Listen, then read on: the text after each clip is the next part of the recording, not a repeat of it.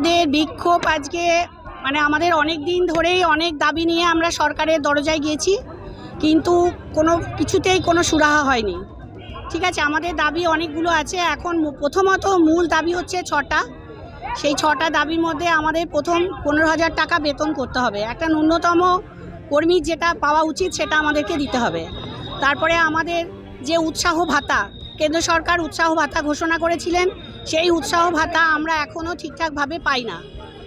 এবং তৃতীয়ত হচ্ছে আমাদের 4 মাসের ইনসেনটিভ যেটা আমরা কেন্দ্র সরকার থেকে পাই প্যাকেজ হিসাবে, সেটা 4 মাস এবং পিএলআই টাকা 1 বছরেরও ঊর্ধ্বে আমরা পাইনি।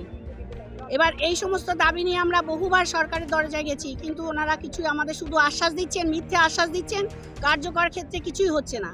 তাই আমরা আজকে লাস্ট মানে শেষ মুহূর্তে আমাদের দেয়ালে পিঠ থেকে গেছে। আমরা একদম মানে শেষ ইয়েতে এসেছি, সিদ্ধান্তে এসেছি আমরা কর্মবিরতি করব।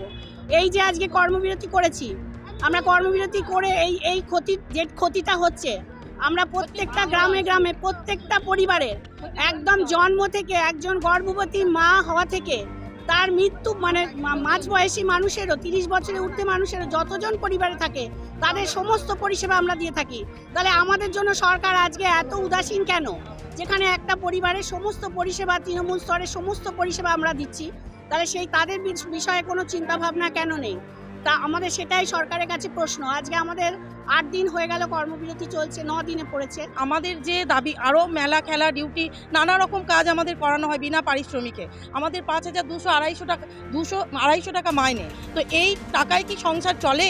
তার জন্যে আমাদের 4 মাসের ইনসেন্টিভ বাকি আছে এবং 1 বছরে পিএলআই, 1 বছরে ফোনের বিল, নানা ধরনের টাকা আমাদের বাকি আছে, অনেক খাতের টাকা আমাদের বাকি আছে। তাই আমরা বাধ্য হয়ে আজকে এই কর্মবিরতির পথে আমরা নেমেছি। আমাদের গত 23 তারিখ থেকে আমাদের কর্মবিরতি চলছে। সরকার এখনও চোখে আঙুল দিয়ে আমাদেরকে দেখিয়ে দিক যে আমাদের কি কাজ। আমাদের নানা 250 রকমের কাজ ইনসেন্টিভে রাখা আছে, কিন্তু আমরা ইনসেন্টিভের টাকাই পাচ্ছি না। কোনো রকম কোনো পরিষেবা আমরা কোনো জায়গায় সেভাবে সম্মানও পাচ্ছি না। সেই জন্য আমাদের আজকে কর্মবিরতি চলছে, লাগাতার কর্মবিরতি চলছে। স্বাস্থ্য ভবন যতদিন আমাদেরকে না বসাবে, না ডাকবে, আমাদের প্রত্যেকটা জেলা পশ্চিমবঙ্গের প্রত্যেকটা জেলায় আজকে কর্মবিরতি, প্রত্যেকটা আশা আজকে কর্মবিরতিতে নেমেছে। আমরা চলবে।